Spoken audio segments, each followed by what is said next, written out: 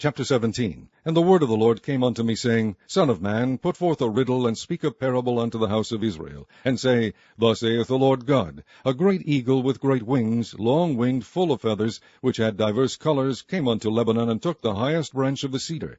He cropped off the top of his young wings, and carried it into a land of traffic. He set it in a city of merchants. He took also of the seed of the land, and planted it in a fruitful field. He placed it by great waters, and set it as a willow tree. And it grew, and became a spreading vine of low stature, whose branches turned toward him, and the roots thereof were under him. So it became a vine, and brought forth branches, and shot forth sprigs.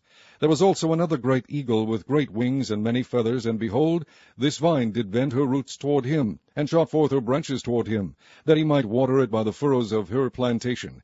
It was planted in a good soil by great waters, that it might bring forth branches, and that it might bear fruit, that it might be a goodly vine. Say thou, Thus saith the Lord God, Shall it prosper? Shall he not pull up the roots thereof, and cut off the fruit thereof, that it wither? It shall wither in all the leaves of her spring, even without great power, or many people to pluck it up by the roots thereof.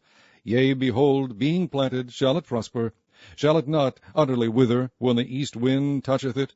It shall wither in the furrows where it grew. Moreover, the word of the Lord came unto me, saying, Say now to the rebellious house, Know ye not what these things mean? Tell them, Behold, the king of Babylon is come to Jerusalem, and hath taken the king thereof, and the princes thereof, and led them with him to Babylon, and hath taken of the king's seed, and made a covenant with him, and hath taken an oath of him. He hath also taken the mighty of the land, that the kingdom might be base, that it might not lift itself up, but that by keeping of his covenant it might stand. But he rebelled against him in sending his ambassadors into Egypt, that they might give him horses and much people. Shall he prosper? Shall he escape that doeth such things? Or shall he break the covenant, and be delivered?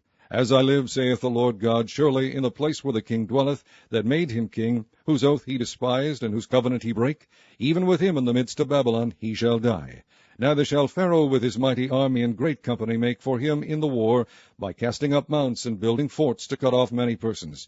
Seeing he despised the oath by breaking the covenant, when, lo, he had given his hand, and hath done all these things, he shall not escape.